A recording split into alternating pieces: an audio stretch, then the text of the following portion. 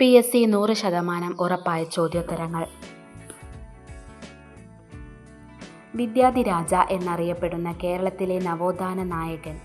ഉത്തരം ചട്ടമ്പി സ്വാമികൾ.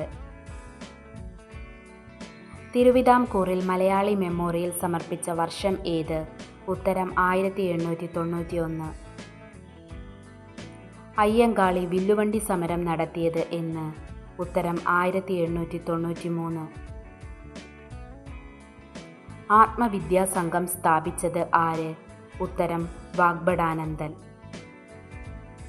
ഇന്ത്യൻ ഭരണഘടനയുടെ ഐഡന്റിറ്റി കാർഡ് എന്ന് N.A. പാൽക്കിവാല വിശേഷിപ്പിച്ചത് എന്തിനെയാണ്?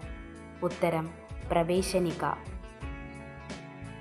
ഭരണഘടനയുടെ ഏത് വകുപ്പ് പ്രകാരമാണ് മൗലികാവകാശങ്ങൾ സംരക്ഷിക്കാൻ സുപ്രീം കോടതി റിട്ടുകൾ പുറപ്പെടുവിക്കുന്നത്? ഉത്തരം ആർട്ടിക്കിൾ 32. വിവരാവകാശ നിയമം ഇന്ത്യയിൽ നിലവിൽ വന്നത് എന്ന്? ഉത്തരം 2005 ഒക്ടോബർ 12. മനുഷ്യ ശരീരത്തിൽ ഏറ്റവും വലിയ ഗ്രന്ഥി ഏത്? യകൃത്ത്, ലിവർ.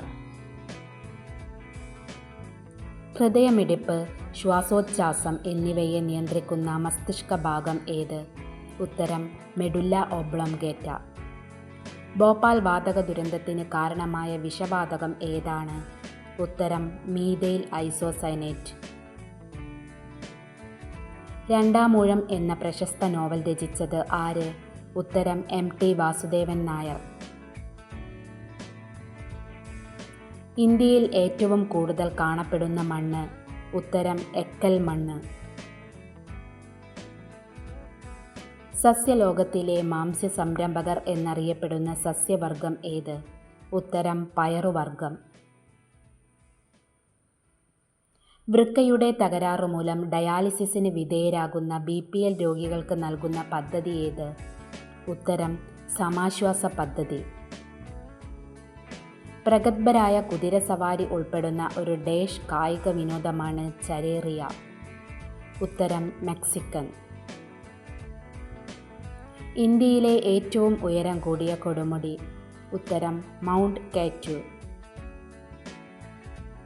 കേരള സർക്കാരിൻ്റെ 2020 സ്വാതി പുരസ്കാരം നേടിയതാര്? ഉത്തരം ഡോക്ടർ L. സുബ്രഹ്മണ്യം.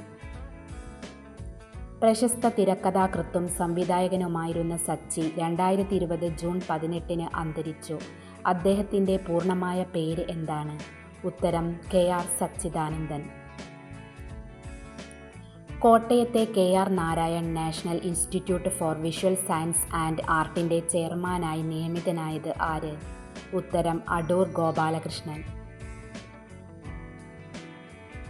കേരളത്തിലെ ആദ്യത്തെ പൈതൃക ബീച്ച്? ഉത്തരം Azhikode Munakkal dolphin beach. 2020 New York Indian film ഫെസ്റ്റിവലിൽ മികച്ച സംവിധായകനായി തിരഞ്ഞെടുക്കപ്പെട്ടത്? ഉത്തരം അജൽ മിശ്ര. നൊബേൽ സമ്മാനം നേടിയ ആദ്യത്തെ വനിത? ഉത്തരം മേരി ക്യൂറി. അതിർത്തി ഗാന്ധി എന്നറിയപ്പെടുന്നത്? ഉത്തരം ഖാൻ അബ്ദുൾ ഗാഫർ ഖാൻ. സൈലന്റ് വാലിയിലൂടെ ഒഴുകുന്ന നദി ഏതാണ്? ഉത്തരം കുന്തിപ്പുഴ. കേന്ദ്രമന്ത്രിയായ ആദ്യ മലയാളി വനിത ആര്?